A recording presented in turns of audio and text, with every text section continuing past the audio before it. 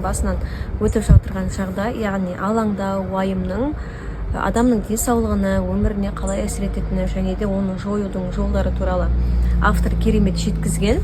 Осы жерден бір мысал келтіргім келіп тұр. Бір кісіге дәрігерлер аш ішегіне жара түсіп, қатты сырқаттанғанын айтады. Және алдына барған үш дәрігердің барлығы да бұл жараның жазылмайды деген қорытынды шығарады. Одан кейін бұл кісі уайымға батып, қобалжып, алаңға түсіп кетеді. Одан кейін бұл дәрігерлер оған алаңдауға болмайтынын, қобалжуға болмайтынын және тек тыныштықта ғана өмір сүру керектігін айтады. Бір кезде енді бұл кісі үйінде отырып, барлық жалақы алып жүрген жұмысынан айырылады, үйінде шападан жалғыз қалады, үмітсіз қалады да, тек ажалын күтіп жата береді. Бір кезде ой келеді, ақыры өледі екенмін, онда мен неге мына әлемді саяхаттап, бір сондай бір рахатын көріп қалмаймын деп. Одан кейін ол соған әрекет етіп саяхатқа шығады.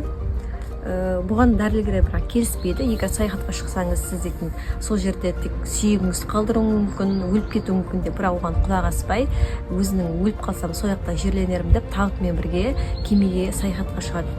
Яғни бір қызығы бұл жерде бұл кісі дәрігердің айтқандарын ешқайсысын тыңдамайды, оған тек диеталық тамақ жейді. Ал бірақ ол кісі осы ақыры өледі екенмін деп, сол саяхаттың рахатын, ләззатын сезіну үшін дәрігердің айтқанын тыңдамайды, ауруын да ұмытады, ешқайсыны ойламайды, тек осы қазіргі сәтінен рахат алады да. Не керек бәрін жейді, рахаттанады, ештеңеден қорықпайды. Сөйтіп ол кісі уайымнан, қорқыныштан өзін жеңіп алып шығады. Яғни ешқандай да ештеңені алаңдамайды, ауруына ойламайды, өліп қаламын деп те ештеңені ойламайды, тек жақсы нәрсе, яғни позитивті ғана ойлайды да. Америкаға оралғанда 40 кило салмақ қосқан, тіпті ауруын ұмытып кеткен. Жалпы айтады ғой, нені көп ойласаң, сол болады деп. Біз сол себепті тек жақсылықты ойлауымыз керек. Яғни ол кісі айтады, мен негізі өлімге дайындалған адаммын дейді. Содан қалған санаулы күнімде бақыттың дәмін татайын, денсаулығымды сәл де болса түсейін деп ойладым. Егер саяхат кезінде өлемін деп алаңдап, көңіл көтеруден бас тартсам, деп әңгімесін жалғады бір кезде. Қайтар жолда міндетті түрде табытта жататын едім. Бірақ мен алаңды жеңіп, бәрін ұмытып кеттім. Кемеде жаным тыныштық тауып, күш пайда болды. Соның арқасында ажалдан аман қалдым дейді.